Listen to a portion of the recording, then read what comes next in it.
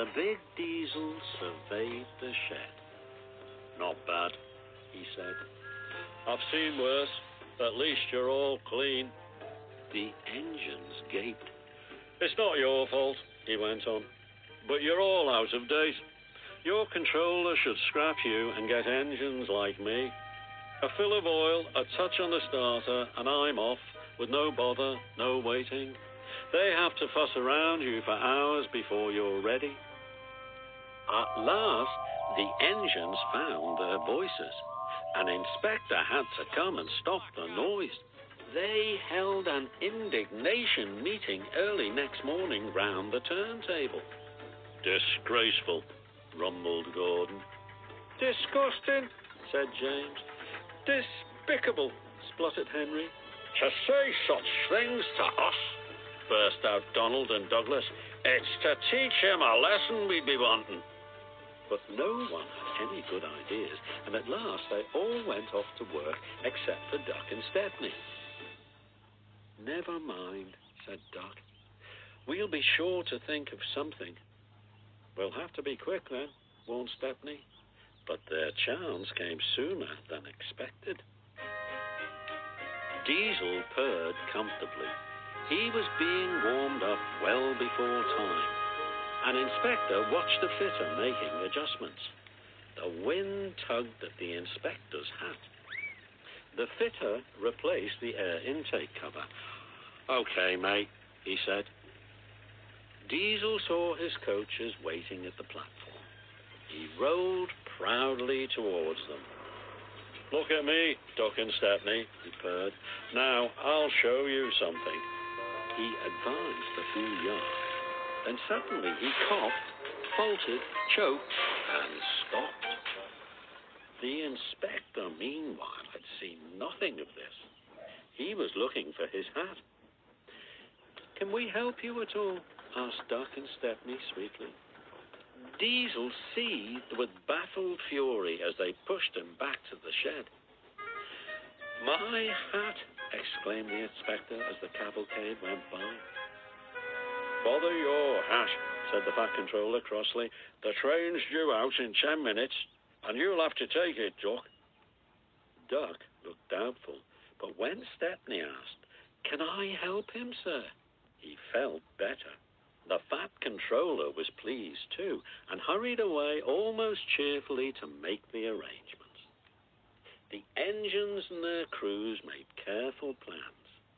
"A good start's everything on a job like this," warned Stepney. So as they backed down, they dropped sand on the rails, rolling it firm with their wheels. Both controllers were there to see them off. "Gordon will take over from halfway," said the Fat Controller. "She'll get the train there. Never mind about being late. Good luck." "Don't worry, sirs," smiled Stepney. "We'll get there and be early, too."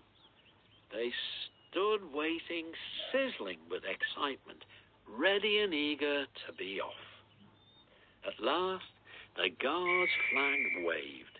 The engines dug their wheels into the sand and gave a mighty heave. "Come on, come on," puffed Duck, while Stepney barked excitedly in front.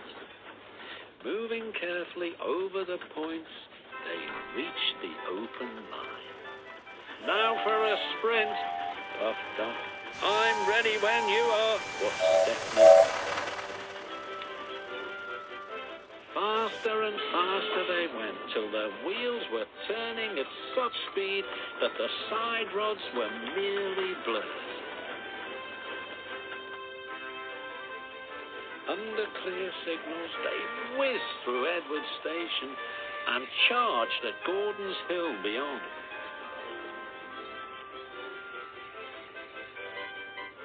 They felt the drag of their 15 coaches here.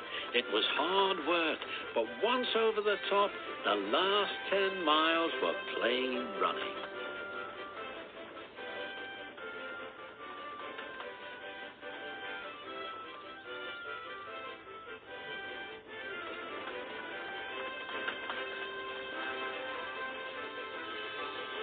They swept into the big station in fine style. "Hello," said Gordon. "You're early. That's one in the headlamp for old Diesel. Have you heard the latest?" He chuckled. Diesel had sucked the inspector's hat into his air pipe. That's why he broke down. James says he's sick as boiler sludge and sulking in the shed. Out of date, are we? Ho, ho, ho. And still laughing, Gordon puffed away.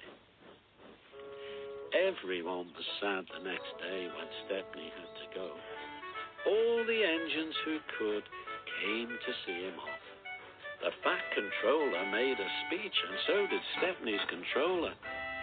Donald and Douglas made everyone sing Auld Lang Syne. And then Stepney and his controller puffed off to a chorus of cheers and whistles. But what about Diesel? He slipped away the night before. He said goodbye to no one, but left two things behind: the nasty smell of bad manners and a battered bowler hat. It is published by Michael Angelus. All rights reserved.